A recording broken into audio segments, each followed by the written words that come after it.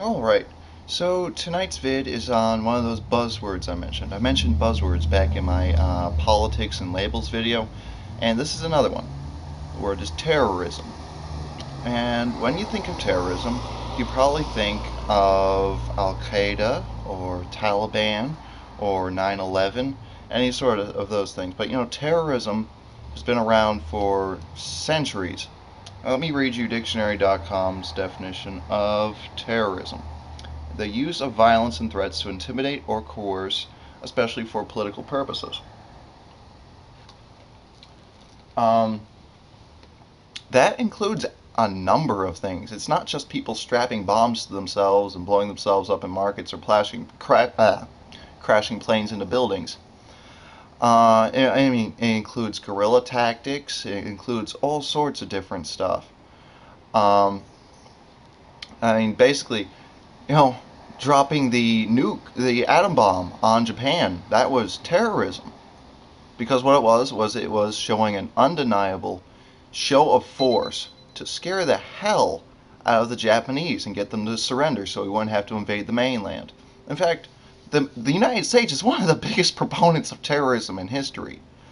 What do you call a huge unmanned aerial vehicle like our Reavers that we use over in the Middle East, which they carry 12 Hellfire missiles, and there's no pilot. So if you hit one, you're not even killing a person.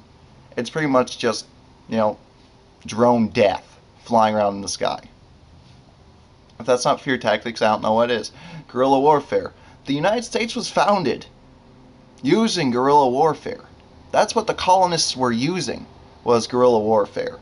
Because back then, pretty much the way you did battle was a proper gentlemanly way, where two forces would line up in opposing lines, wearing bright colors, and just shoot at each other. But we adopted the Native American way of fighting. We wore darker colors so we blended into our surroundings, and we hid in the trees. And while the British wore their bright red uniforms and stood in the middle of open ground, we shot the hell out of them. That was guerrilla warfare. It's what a smaller, less trained force uses to take on a larger, more well-trained force. It's the only way that a smaller force can put fear into a bigger force.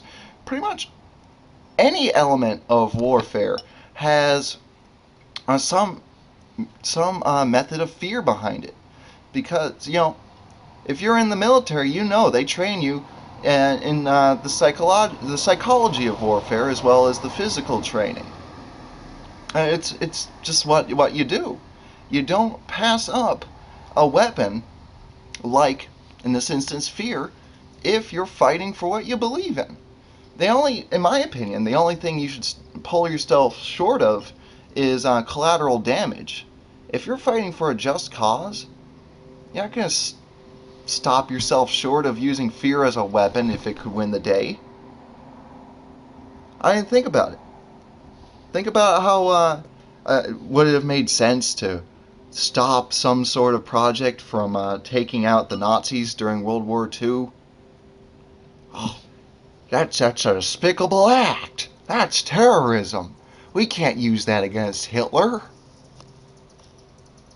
Does that make sense to you? No. Terrorism can be very useful, and it can be used for good. It's just that it's become a buzzword that is used synonymously with things like Al Qaeda, Taliban, 9/11, all that stuff. But it's different, is the thing.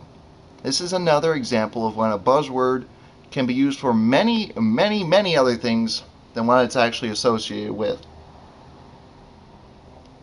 I mean, like I said, terrorism has been around. It's been around for centuries. I mean, I'll get that in a second. Why do you think when they first invented the longbow, a weapon that could penetrate a suit of armor from long distances, you gotta think that put a lot of fear into people. That was the end of an entire way of waging war. But it's been around for a long time, is the point. So that's what I wanted to say about terrorism. So have a good night all. I'll probably be doing another vid tomorrow. See ya.